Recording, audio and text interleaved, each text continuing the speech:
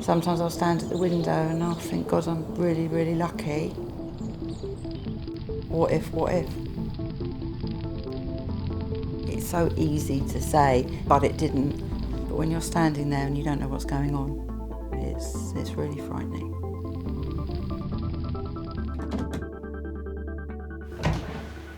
I'd taken a day off work. Ollie was back for a week from university. I was going out, so I literally just put a quick hour load on just to tumble dry before I went out. Went back upstairs and I was just sitting in my room getting ready, doing my makeup, getting dressed. And that's when it happened. I thought that Oliver had got up and gone downstairs and made some toast, because that's obviously the only time smoke alarms usually go off.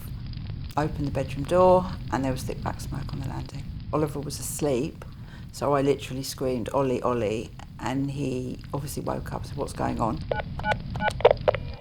And by that time I'd actually phoned 999. Emergency, which service? I said, "There's a fire," and they told me to get into the bedroom, and they told me to put the duvets and the towels and everything up against the door. And I didn't know where it was coming from at all.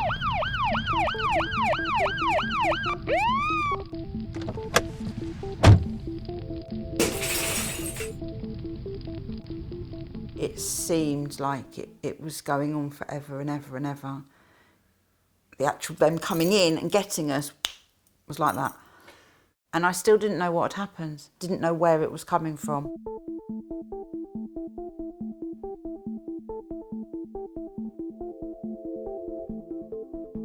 I was saying, "What is that, what it was?" And they said, "That's what we believe is the cause of the fire."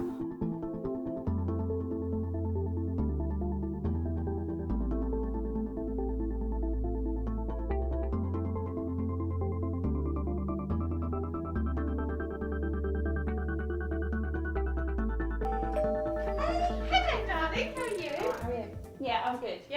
Yeah, good. Come in. I didn't want to come back because I really thought it wasn't a safe place. And everything was different. Constant flashbacks, constant memories. Smells, toast burning, everything, triggered stuff.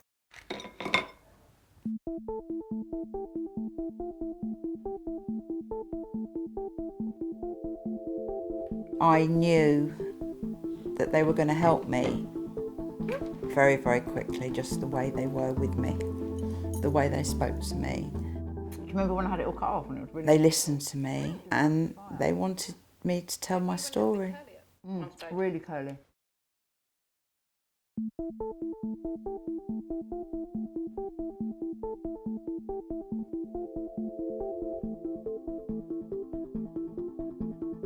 They diagnosed it was PTSD and I had to go and have therapy to deal with all these emotions, with the what ifs, with the smells, with the relearning that you're actually okay. I'll still have triggers. Not as bad, far from as bad, but I've learned coping techniques very luckily through the therapy that I had, how I deal with them now.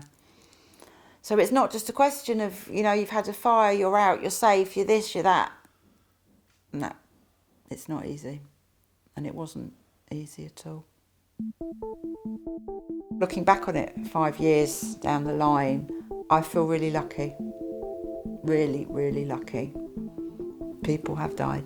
2 of the big London fires were due to white goods, and it's so important that people are aware of the dangers of just turning on your washing machine or putting something in your tumble dryer. Who would have thought?